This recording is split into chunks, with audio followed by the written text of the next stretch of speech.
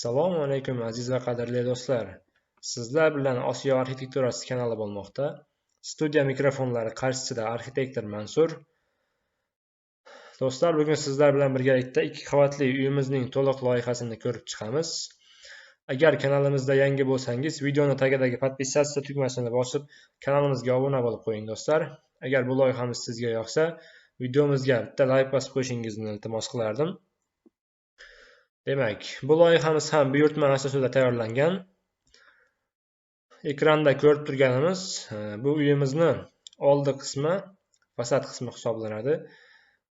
Demak, loyihamizni umumiy ko'rinishi bilan tanishib chiqdingizlar do'stlar. Endi esa loyihamizni ichki tuzilishi bilan, xonalari bilan tanishib chiqamiz do'stlar. Uyimizning fasad qismi travertindan ishlangan. Bu yerdagi derazamizning to'g'risidagi bu g'ishtni dekori hisoblanadi. Bu uyimizga o'zgacha vid berib turadi. Uyimizning chiroyiga yana chiroy qo'shadi uyimizga. Demak, uyimizning fasad qismi shunaqa tarzda ishlangan, chiroyli shaklda. Endi esa birinchi qavatning plani bilan tanishib chiqamiz. Demak, bu yerdan kirib kelsak, eshigimizdan to'g'rida koridor joylashgan. Koridorimizni oxirida ikkinchi qavatga olib chiqiladigan zina joylashtirilgan bu yerga. Shu yerdan chiqiladi ikkinchi qavatga. Demak, bu zinaning tagidan avariyniy xod qilingan, ya'ni bog' tomonga chiqish eshigi qilingan bu yerda. Zinasi bor bu yerda. Zinadan tushib, shu eshikdan chiqib ketiladi bog' tarafga. Demak, kiraverishda o'ng qo'lda bu yerda oshxonamiz joylashtirilgan. Do'stlar, uyimizni faqat tashqi dizayni ishlangan, eksterior ishlangan faqat do'stlar. Interyerimiz ishlanmagan. Bu oshxonamiz hisoblanadi. Demak, oshxonamizdan keyin bu yerda o'rtada sanuzel xonasi joylashtirilgan. Bu sanuzel xonamiz va bu burchakda yotoqxona joylashtirilgan. Bu yerda esa chap tomonimizdagi birinchi xona umumiy xona. Bu yerda oila davrasida dam olib, bemalol televizor tomosha qilib, ovqatlanib o'tirish mumkin bu yerda. Demak, oshxonada ovqatni tayyorlab, shu yerda iste'mol qilinadi umumiy xonamizda. Bundan keyin esa mehmonxonamiz joylashtirilgan. Bu birinchi mehmonxonamiz, birinchi qavatdagi.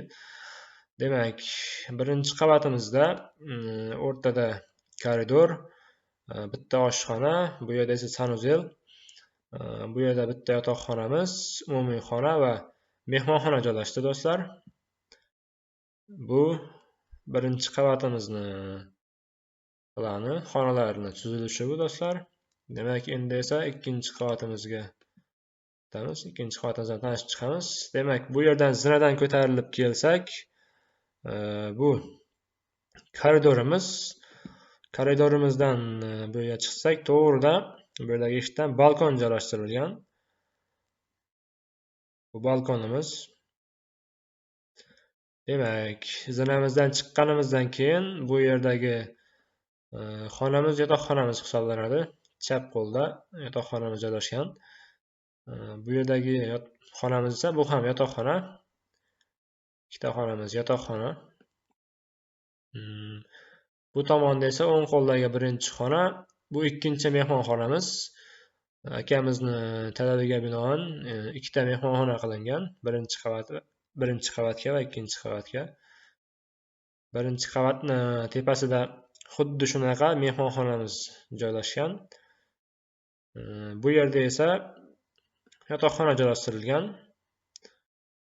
Demak, ikkinchi qavatimizda 3 ta yotoqxona, koridorimiz va bitta mehmonxona joylashdi.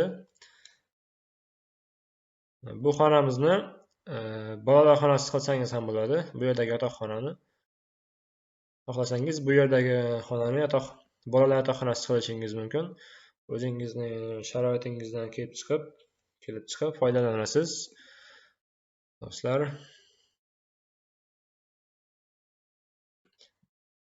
demak, ikkinchi qavatimizni xonalari bilan ham tanishib chiqdik.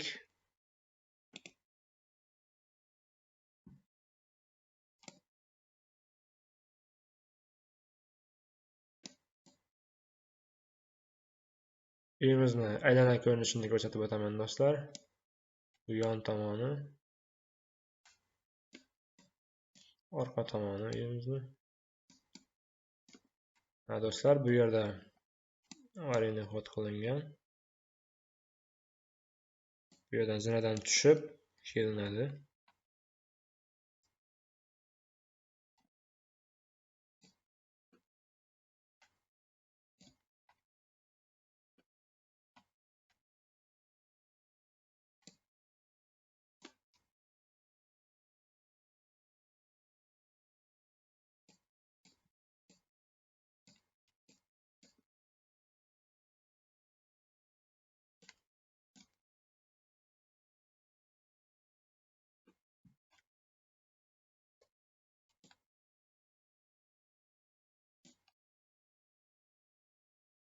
Demak, do'stlar, uyimizni plani bilan ham tanishib chiqdik, umumiy ko'rinishi bilan ham tanishib chiqdik.